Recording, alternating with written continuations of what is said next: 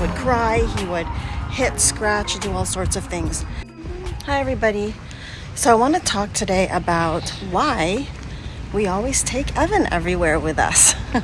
I know there's a lot of families with really autistic and sometimes nonverbal children that they can't even leave the house with because of possible meltdowns or the unpredictability of the behavior, or it's just very, very difficult to manage at times.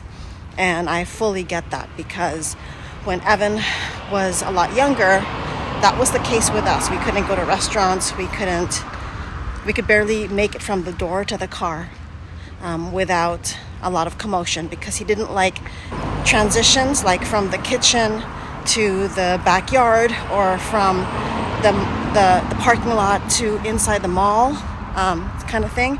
That was very difficult for him to process. And so he would either go into a full-on meltdown, he would cry, he would hit, scratch, do all sorts of things. And this was in the past. But anyway, that is literally the main reason that we take him everywhere. I had the goal in my life to travel a lot, to be geographically independent from my job. And I think we're at that stage at this point. We both work, my husband and I both work remotely and homeschool 2 out of our 3 kids.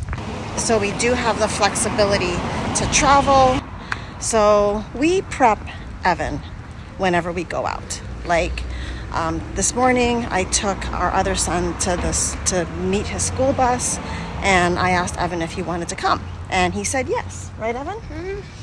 And then I told Evan that we were going to go for a walk after in the Venice Canals because it's so beautiful here, and so he wanted to do that. There are very occasional times where I completely forget to tell Evan where we're going. That's usually when I'm in a rush to run errands, and my other 2 kids who are verbal and understand what's going on, they either ask what's going on or they just kind of pick up the cues of what's going on. And so I forget to tell my son Evan that we're going to Costco or that we're leaving the house.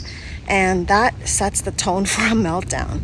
And these are few and far between, but when you have like a billion things to do, you know, things like that slip your mind. It really helps to prepare, obviously, but as autism parents, we are always remembering that reality can always set in, and reality means that he can still have a meltdown at any given time.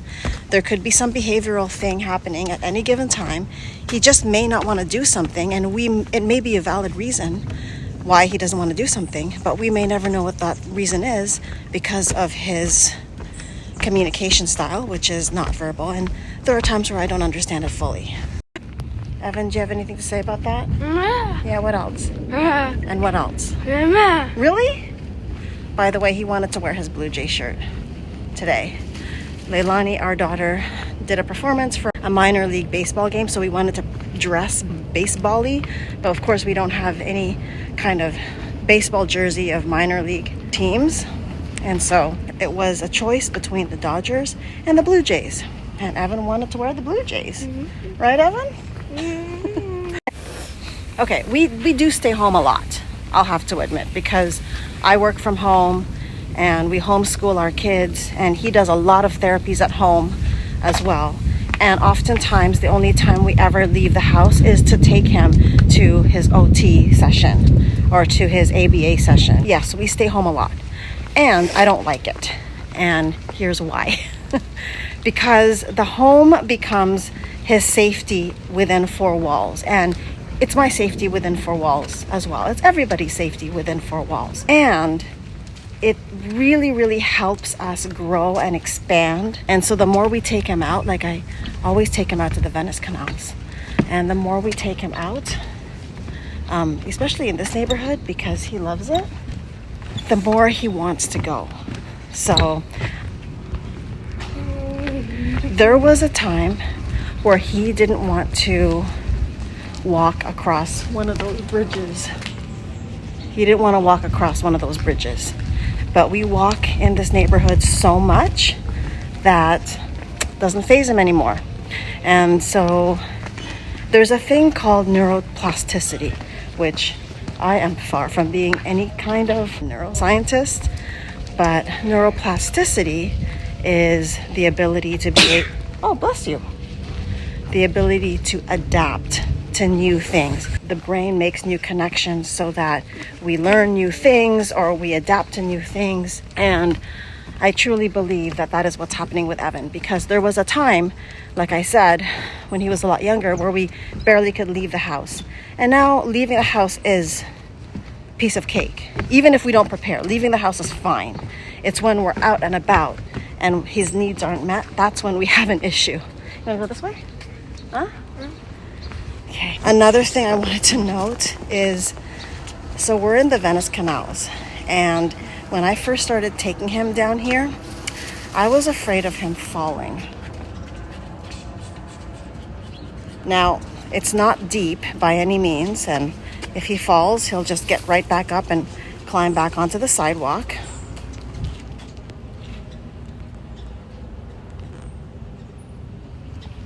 But do I really want to deal with that? No. Do I want to wash his clothes? No, he'll probably have fun in the mud. But it's nothing that I want to do. So I used to have to make sure that he walked in a linear line because that was something that he never wanted to do. He was jumping around, touching everything. He wanted to touch the water. And so that's something we're also teaching him when we take him out, is he knows over time, it wasn't easy. Over time, he knew what to touch and what not to touch. I guess the biggest thing that we're learning now is we need to teach him about traffic. I need to hold his hand tightly still, because when there's traffic, I believe he doesn't quite understand that he could actually get hit by a car. Traffic, and then also the pool. He doesn't realize that he can't breathe underwater. And so that's another thing. That's another thing we're constantly working on. Looks like they're trimming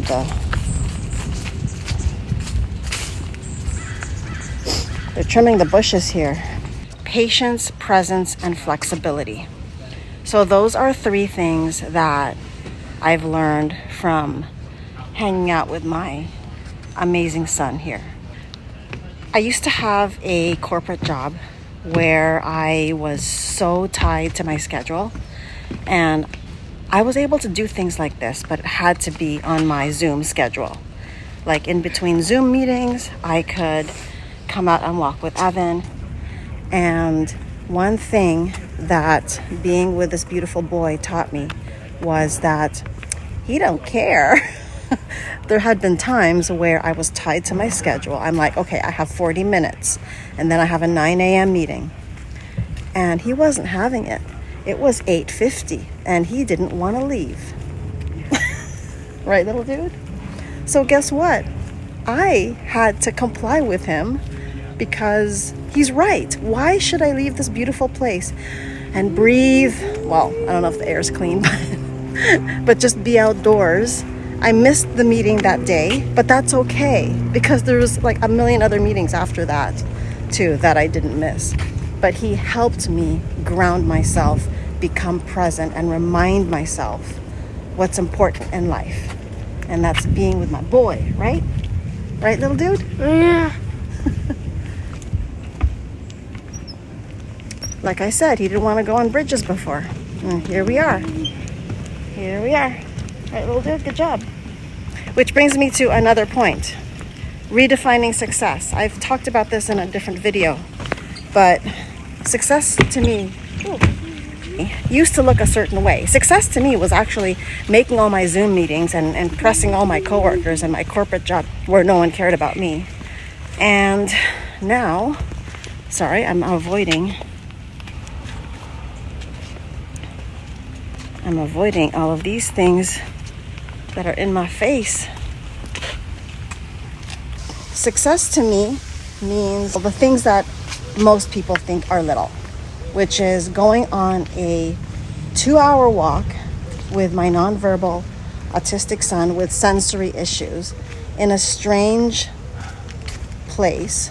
I mean, this is not a strange place. We know it very well, but we've traveled the world and we've stayed in different places for long periods of time and I would take him for hikes and walks, and it's an unfamiliar environment, and sometimes there's meltdowns and sometimes there's not. But what there always is experiencing the world, experiencing new environments. Right, Evan? Okay. So another thing, let's wait till for him to pass. I always. Another awesome thing, it's a very small sidewalk, as you could tell. It's a very small sidewalk. We could not pass someone with a dog on this sidewalk before without my son wanting to play with the dog's tail, or without the dog owner not wanting to move. So we would have to try to move at the edge of the canal, and I was always afraid he'd just want to jump in. So now it was easy peasy.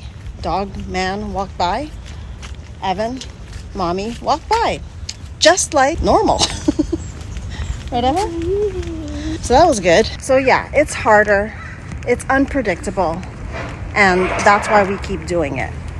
And literally, it's doing things like this that allow us to travel the world, that allow us to do the things that we as adults and as human beings that also need our own types of self-care can benefit from. Because when he's more flexible, we can be more flexible. And we have 2 other children. What's amazing about our 2 other kids is there's a bit of stigma with some autism families where the neurotypical children resent the autistic one. And I believe that's because the parents are so set in specific ways, and rightly so, because they don't want anything, let's go this way. And because they don't want anything to go wrong with their children.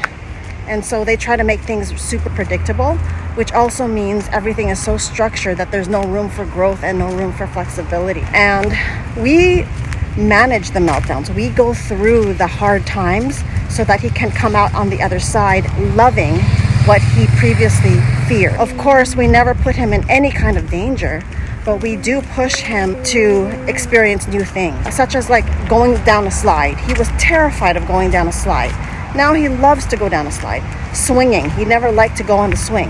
Now he swings all the time, as higher than anybody else.